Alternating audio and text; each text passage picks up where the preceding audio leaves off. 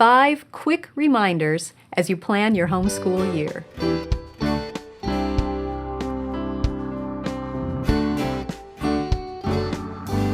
Welcome to the Simply Charlotte Mason podcast. I'm Sonia Schaefer. It's that time of year again, the season when many of us get the itch to plan our next school year.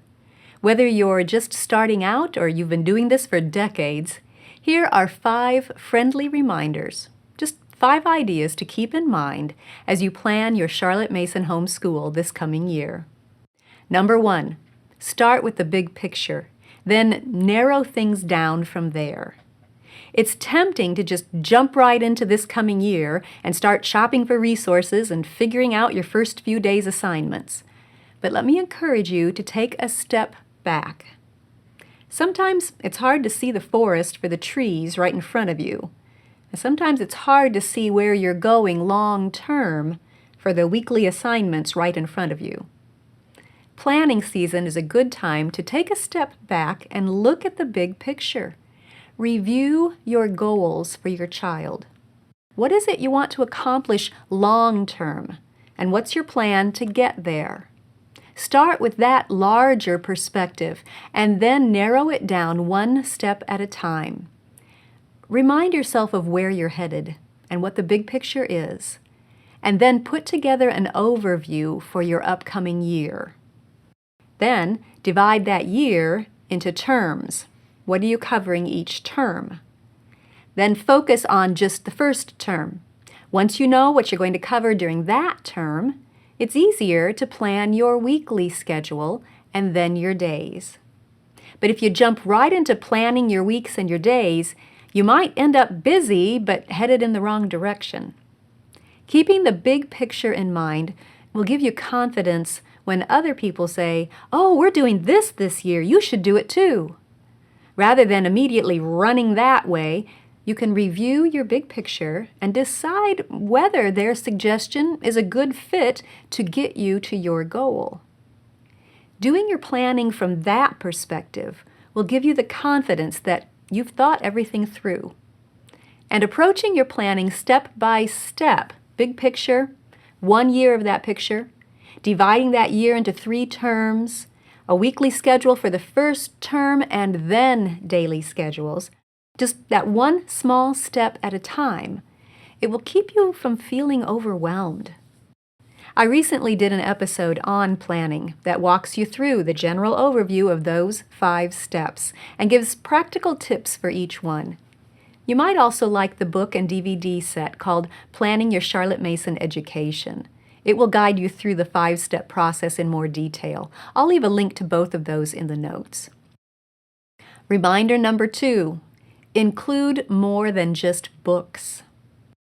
When we think of a Charlotte Mason approach, we think great living books, and that is a hallmark of a Charlotte Mason education. But a Charlotte Mason approach is not just living books. A Charlotte Mason education uses both books and things.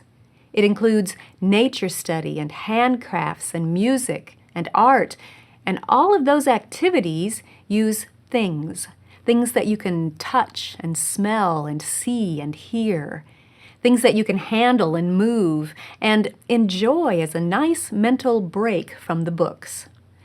Both are necessary to help feed a child's mind without overwhelming it.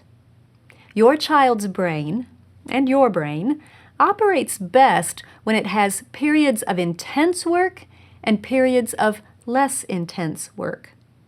The brain is still learning and working, but intentionally scheduling both focused book work and more restful nature work or art work or hand work keeps that brain operating at its best.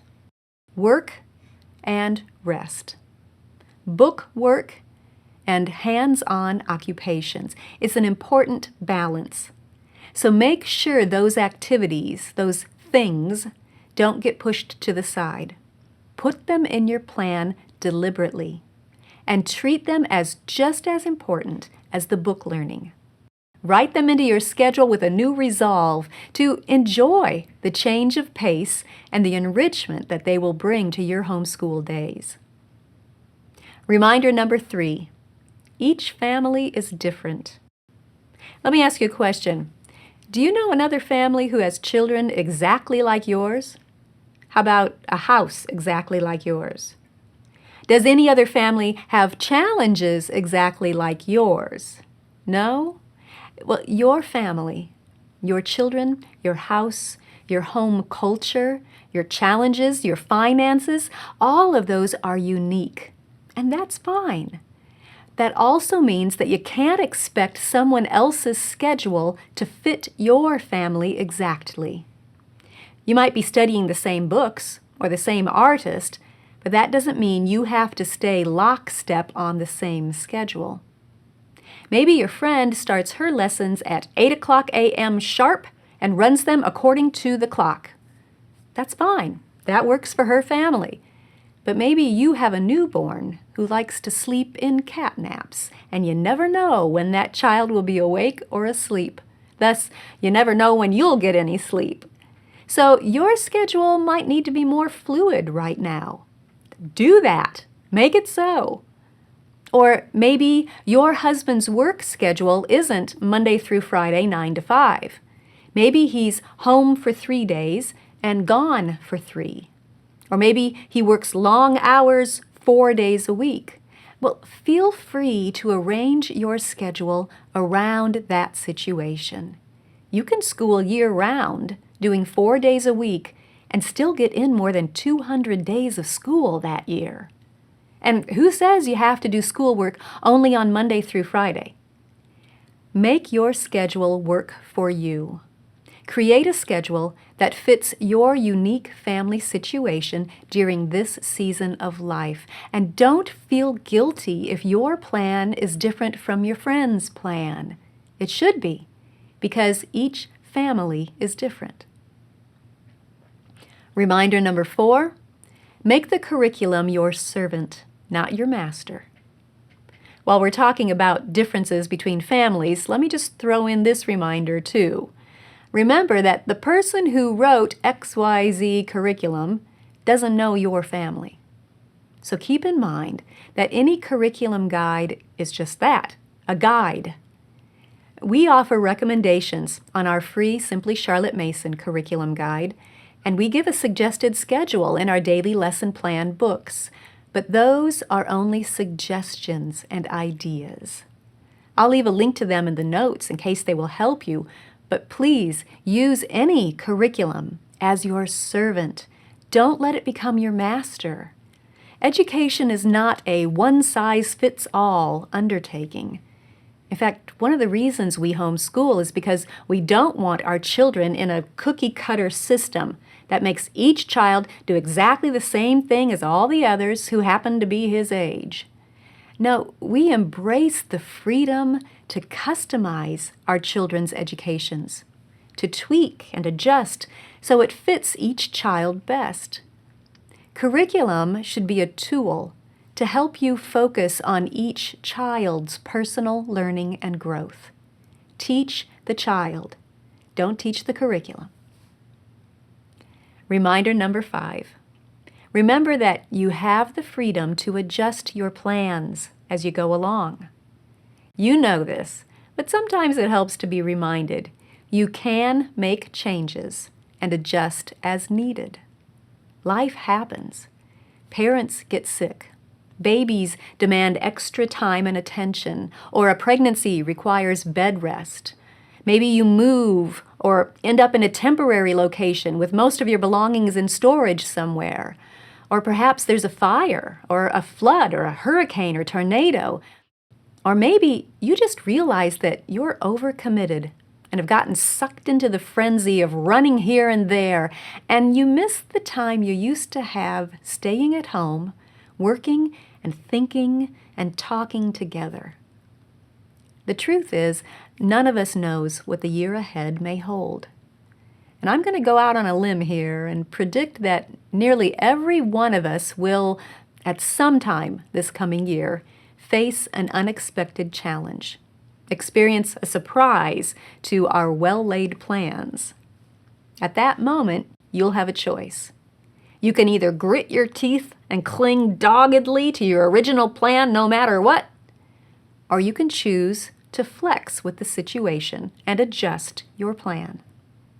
Whichever decision you make, let me encourage you to make it with your family's best interests in mind. Do what will support and help them and you the most during that season.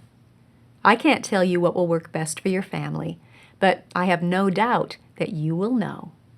I just want to remind you that you're not stuck with a plan that doesn't seem to be working anymore. If you find yourself in that situation, remember, you have permission to change your plan. You see, it's not your plan that makes your homeschool Charlotte Mason in style. Don't get locked into that narrow view of education. A Charlotte Mason education involves the atmosphere you create, the discipline of good habits, and the life-sustaining ideas that come from great books and beautiful things. Atmosphere, discipline, life. Those are the keys to a good education. And if you keep that perspective, you'll do just fine, no matter what life throws at you, no matter what the year ahead holds.